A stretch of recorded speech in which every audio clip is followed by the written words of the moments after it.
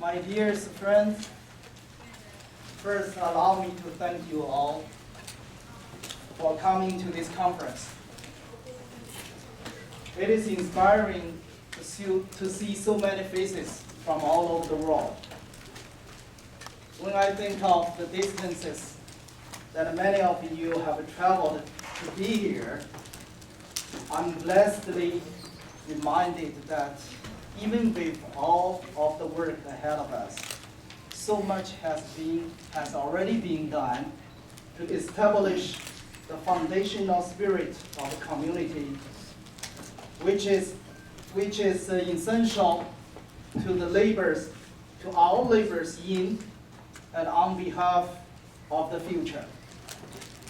Indeed, we, the participants in this conference, are as diverse in history, culture, religion, language, and race and ethnicity as we are unified in the common belief in the possibility of a future equality, love, freedom, and a real democracy for all.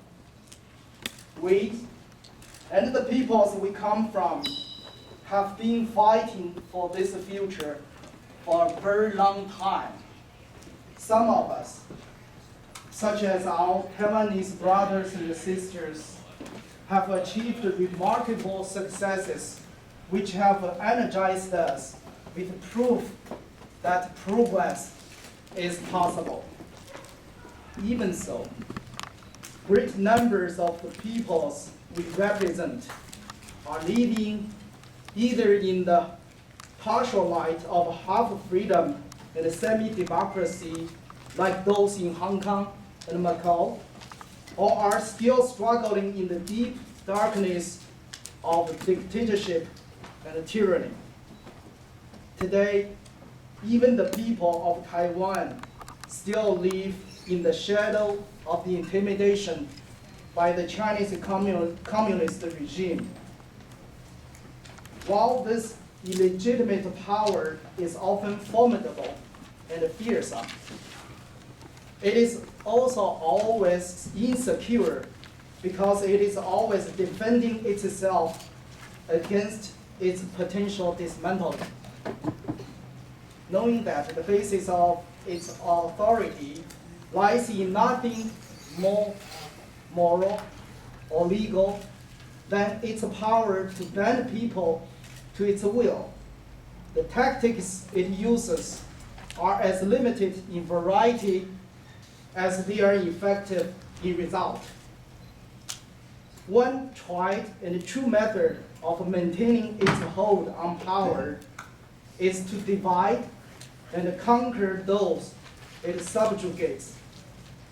This is an especially effective method because its victims are also its practitioners. We who have been working for change in China must recognize that in the past, we too have fallen into this time-test trap set for us by the Chinese communist regime. Each group, be it racial, cultural, regional, or religious, has tended to believe that it could achieve its own goals through its own means on its own terms. Some of us have tried to negotiate with the Chinese government. Others have used the more radical tactics. We have all, however, mistakenly attempted to go it alone. Today, we must realize that this strategy has failed. Today, we must recognize what the Dalai Lama and myself agreed upon in the meeting in the past July.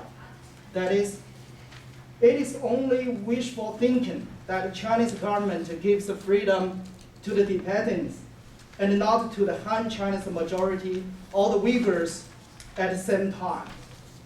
It is also impossible that the Chinese government would give freedom only to the Falun Gong practitioners and not to the underground church members. And the dictatorial threat hanging over Taiwan, Hong Kong, and Macau can be alleviated only through the continued fighting and successful effort for freedom by the people in the mainland China. Therefore, our strive for freedom is an integrated one and cannot be separately carried out. But a unified struggle against the Chinese regime must first eliminate the obstacles of suspicion, distrust, antagonism, and even outright hostility between different ethnic groups.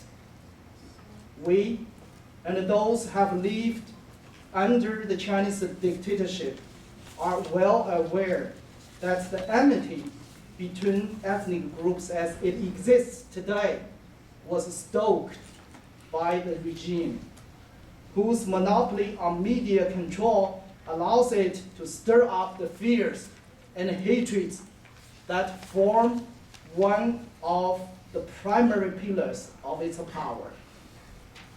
As Ms. Kadia has wisely noted in the meeting with me not long ago, quote, the Chinese Communist Party rallied the Han Chinese to prejudicial treatment of the Uyghurs by means of Han chauvinism.